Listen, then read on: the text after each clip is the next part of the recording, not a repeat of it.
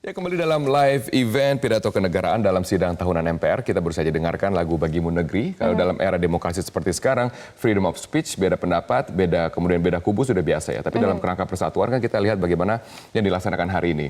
Walaupun berbeda kubu di dalam gedung DPR, tapi kan presiden, kemudian lembaga legislatif, lembaga yudikatif, ketua KPK juga ada di sana, duduk bersama untuk membicarakan kebaikan bagi negeri ini. Betul sekali, tidak ada ego sektoral seharusnya seperti itu ya. Kita akan nantikan bagaimana pidato Presiden Joko Widodo dalam sidang tahunan MPR ini, dan kita akan membahasnya bersama dengan pengamat politik CSIS J. Kristiadi dan juga jurnalis senior Abdul Kohar yang sudah bergabung bersama kami di Studio Metro TV.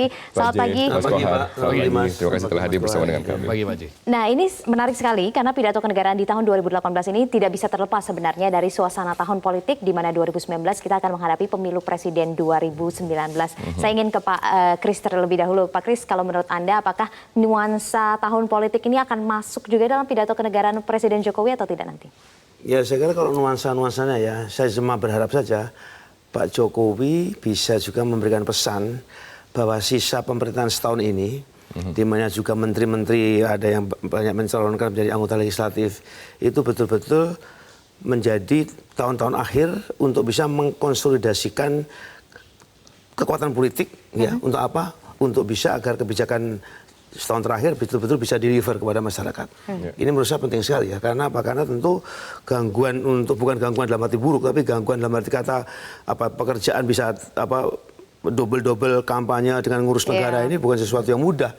Jadi menurut saya memang kalau itu bisa dilakukan konsolidasi pemerintahan sekarang ini betul-betul bisa juga dilakukan.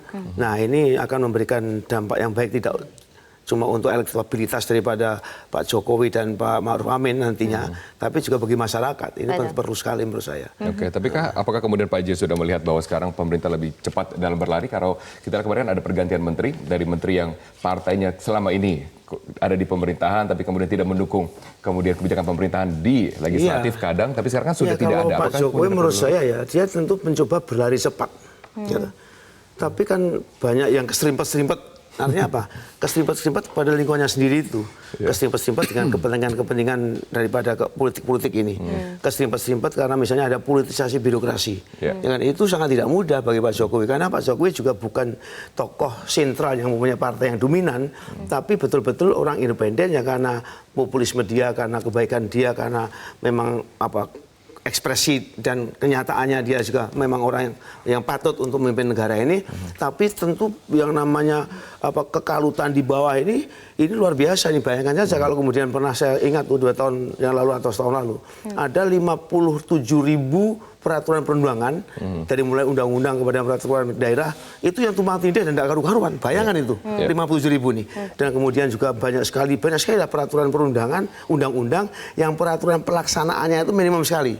Ya, banyak sekali itu. Belum lagi politisasi birokrasi, jual beli jabatan di daerah luar biasa sekali. Jadi ini memang, ini bukan cuma negara hebat, ini negara ajaib. Ya, negara ajaib bahwa dengan semua segala macam kekisruan segala macam, bangsa ini masih berjalan gelinding terus dan berjalan terus dengan adanya pertarungan kekuasaan yang masif yang tidak ada di dunia ini. 2005 sampai sekarang ada berapa ribu pilkada, kan kemudian juga sudah pemilu-pemilu yang sebetulnya paradigmanya tidak jelas, dan itu kemudian akhirnya diakui oleh Mas Effendi Gozali dengan sangat jantan bahwa pemilu suara terbanyak, pemilu serentak ini tidak ada pakemnya ini, ya semua itu. Nah, dengan semua kemelut dalam tatanan kekuasaannya seperti itu, bahwa bangsa ini masih bisa berjalan terus, ya itu sesuatu yang luar biasa. Ini keajaiban kalau ngomongin ekstrim. Tapi yang penting bahwa ini bangsa besar ini. Bangsa besar ini memang terlalu besar untuk bisa jatuh. Nah, tapi tentu tidak dibiarkan, karena kalau negara besar mau jatuh itu nggak tiba-tiba jatuh, tapi pelan-pelan. Pelan-pelan institusinya mulai membusuk. Pelan-pelan rakyat tidak percaya. Itu mulai bahaya. Jadi early warning system bisa diketahui bahwa seberapa jauh sebenarnya tingkat kepercayaan publik kepada parlemen, kepada partai politik, kepada kepala daerah. Seperti itu menurut saya. Tapi harapannya adalah bahwa pidato kenegaraan ini bisa juga membawa angin segar optimisme untuk membangun ke depannya seperti apa di luar misalnya ketidakpastian global, kemudian juga tahun politik begitu. Kita ingin melihatnya ke arah yang lebih positif begitu. Kalau Bang Kohar melihat apakah nuansa positif dalam arti persatuan kesatuan, kemudian satu visi menuju Indonesia yang lebih baik ini akan benar jelas begitu dalam pidato kenegaraan nanti? Dalam pidato kenegaraan pasti ini akan disampaikan oleh Pak Jokowi ya, oleh Presiden. Kenapa? Karena kita menghadapi situasi yang memang sedang tidak menentu. Turbulensi ada di dunia. Perang dagang, kita berhadapan dengan perang dagang. Kemudian ada currency war, perang mata uang. Yang akhirnya kita saksikan misalnya lira terjerembab hingga 40% dalam kurun waktu 6 bulan terakhir. Belum lagi bagaimana Tiongkok versus Amerika. Bagaimana Amerika mulai akan memberlakukan bea masuk bagi produk-produk Indonesia misalnya, yang tadinya 0%. Ini kan semua dalam situasi seperti ini, maka apa yang kita butuhkan di dalam negeri? Persatuan. Yang dibutuhkan di dalam negeri adalah persatuan. Sehingga semua elemen bersatu, kompak. Ketika semua elemen itu bersatu, kompak, meskipun berbeda-beda, tetapi ketika kepentingan kebangsaan itu menjadi hal yang utama, maka ya bangsa ini akan selamat. Bukan hanya selamat, bangsa ini akan tetap maju. Saya menjadi ingat ketika bagaimana dulu proses pencoretan 7 kata di dalam Pancasila itu, Piagam Jakarta itu. Dengan menjalankan syariat Islam bagi pemeluk-pemeluknya. Kan aslinya kan bunyinya seperti itu di sila pertama Pancasila. Tetapi kemudian ada yang membisikkan dari Indonesia Timur melalui Angkatan Laut Jepang, membisikkan bahwa kalau dipaksakan ini 7 kata ini masuk, maka kami dari Indonesia Timur mohon maaf akan memisahkan diri. Karena kami bukan masuk menjadi bagian dari yang tadi disebut syariat Islam. Nah, kami kebanyakan mayoritas adalah non-muslim, maka kami siap untuk memisahkan diri. Lalu statement ini disampaikan pada Bung Hatta. Lalu Bung Hatta menyampaikan kepada beberapa anggota BPUPKI dari kelompok-kelompok muslim melalui Kasman Singodimedjo dari Masyumi, dimintakan supaya ini disampaikan kepada Kahar Muzakir. Abdul Kahar Muzakir dari Masyumi. Supaya apa? Supaya 7 kata ini dicoret. Tidak terlalu bertele-tele, hanya dalam hitungan ya tidak sampai 1 jam. Lalu kemudian dicoretlah itu. Dicoretlah kata itu dengan keikhlasan yang luar biasa. Demi apa? Demi persatuan bangsa. Nah, merujuk dari sejarah itu, sebelum kita merdeka, hal yang sama mestinya bisa dilakukan saat ini. Dan ini yang sedang mau dibangun oleh presiden kita ini. Dan mudah-mudahan di dalam pidato nanti juga ini menjadi penegasan. Soalnya kalau tidak ditegaskan bisa berbahaya ke depan bagi kita. Saya boleh tambah dikit? Boleh. Begini, juga penting begini, kita tadi sudah sampaikan yang makronya, tapi bagaimana sebetulnya kita optimisme, tapi juga dengan menatap realitas. Ya, ini kenapa? Ini penting sekali. Realitas dalam segi kehidupan. Realitas dalam segi konteks politik, global ekonomi apa ini? Bagaimana sekarang misalnya Amerika melakukan proteksi dan kemudian juga segala macam hal seperti itu ya.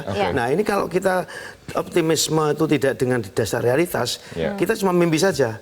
Satu itu, tapi kedua juga optimisme ini bisa digerogoti oleh orang-orang yang memang berniat, yang nyinyir dan sebagainya, yang selalu mengeksploitasi kekurangan-kekurangan dan sebagainya, yang itu sebetulnya harus dikatakan kekurangan ini terjadi. Tapi juga ada faktor-faktor eksternal yang luar biasa pengaruhnya. Jadi optimisme tentu ada realitas. Tapi juga di sisi pemerintah juga harus sadar bahwa kalau ini ada kritik-kritik seperti itu harus didengarkan.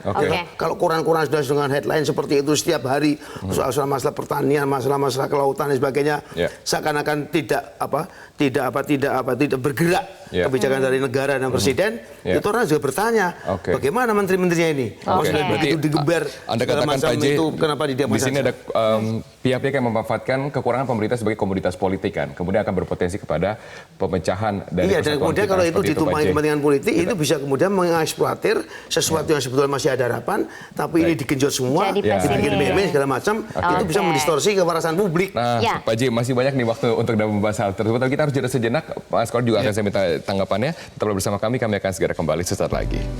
Ya, kembali dalam live event pidato kenegaraan dalam sidang tahunan MPR. Kita baru saja dengarkan lagu Bagimu Negeri. Kalau dalam era demokrasi seperti sekarang, freedom of speech, beda pendapat, kemudian beda kubu sudah biasa ya. Tapi dalam kerangka persatuan kan kita lihat bagaimana yang dilaksanakan hari ini. Walaupun berbeda kubu di dalam gedung DPR, tapi kan presiden, kemudian lembaga legislatif, lembaga yudikatif, ketua KPK juga ada di sana, duduk bersama untuk membicarakan kebaikan bagi negeri ini. Betul sekali, tidak ada ego sektoral seharusnya seperti itu ya. Kita akan nantikan bagaimana pidato Presiden Joko Widodo dalam